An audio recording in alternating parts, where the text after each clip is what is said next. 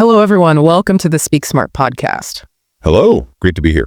Today, we're taking a deep dive into the fundamental principles that really underpin achieving success. Yeah, we're looking at some powerful insights drawn from, personal reflections.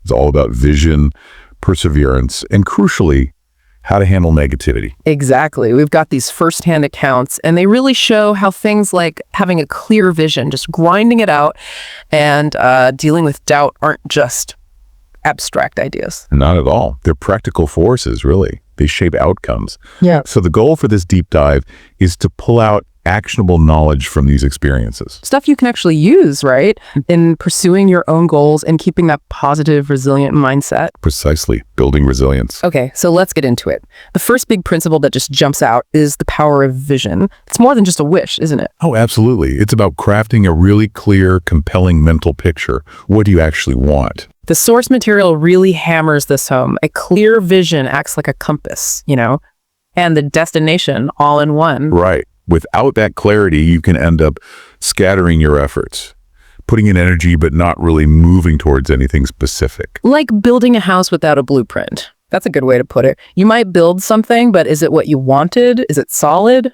Probably not. Exactly. And there's this fantastic personal story in the material we looked at. The speaker talks about growing up in Austria post-World War II, feeling, dissatisfied, like there had to be more out there. Yeah, a sense that his surroundings were limiting. And then that feeling got supercharged when he saw a documentary about America. And it wasn't just, America looks cool. It was the specifics, right? Yeah. The infrastructure, the feeling of possibility. It planted a seed, a big one. It moved beyond just escaping something negative. It became aspiring towards something positive, something specific. Then comes this really pivotal moment. He sees a bodybuilding magazine, red park on the cover. Mr. Universe. And he played Hercules in the movies. Yeah. And this image wasn't just inspiring. The speaker calls it a blueprint. That's the key word. A blueprint for a whole life, wasn't it? Bodybuilding champ, movie star, financially successful, famous, the whole package. Exactly. It showed him a path. It made these diverse, maybe seemingly unrelated goals feel connected and, importantly, attainable. It wasn't just a vague dream of success anymore. He could see it, and that clarity, that specific picture was incredibly powerful for motivation. It transformed the hard work. The source talks about looking forward to intense workouts, 5-6 hours sometimes. Because each workout wasn't just pain. It was a direct step towards becoming Mr. Universe. It had purpose. That's such a key psychological shift. It wasn't sacrifice, it was investment. Each tough session built towards the vision, that reframes everything, doesn't it? Absolutely. And it worked. He achieved that goal, became the youngest ever Mr. Universe at 20 in London. A direct result of that focused intention. It's compelling proof. In this principle, it goes way beyond bodybuilding, obviously. It applies everywhere. Having that purpose. Definitely. The source material contrasts this with that statistic. 74% of people in the U.S. and similar in Europe apparently dislike their jobs. Wow, that high. Yeah. And often you can trace it back. Maybe there wasn't a clear goal at the start, no real direction. So people just end up in roles that don't really align with who they are or what they want because they never had that guiding vision. Seems likely in many cases. It really makes you think about your own path, your own efforts. The source even applies this to political ambitions. Yeah. Same principle, bigger stage. Yeah. Like the goal to become governor of California. A very clear peak to aim for. And what's interesting there is the commitment to that specific vision. Right, because he wasn't born in the U.S., so president was off the table.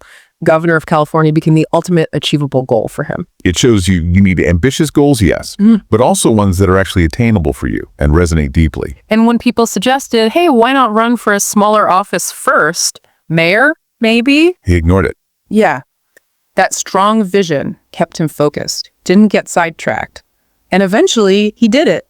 Became governor. It really shows how a powerful vision provides resilience against, doubts and alternative suggestions from others. Which perfectly sets up the second big rule, doesn't it? It really does.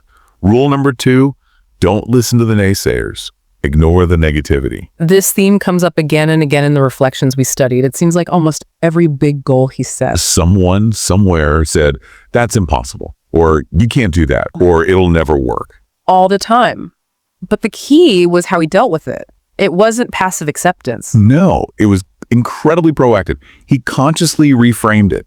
in his own head. So it can't be done. Became It can be done. No became yes. Impossible became it is possible. He flipped the script internally. That's powerful cognitive restructuring, isn't it? A real mental discipline. Absolutely. And he mentions that Nelson Mandela quote too. Something like, everything is always impossible until someone does it. that's the one. And the determination was, okay, I'll be that someone. But it wasn't just positive thinking, right? It had to be backed up. Oh, completely.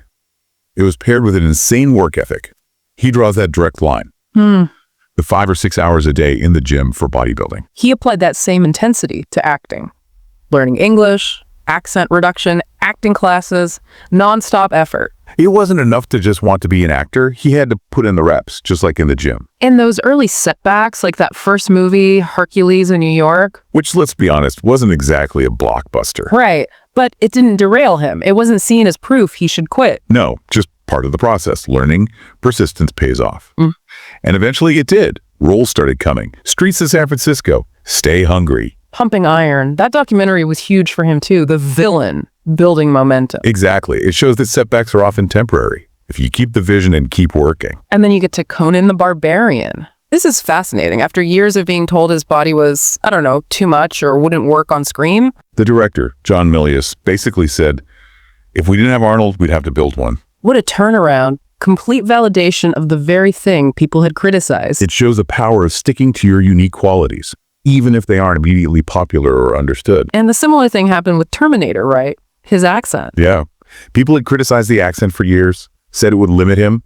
Then James Cameron comes along and says the way he spoke, kind of robotic, almost synthesized. Made the character work.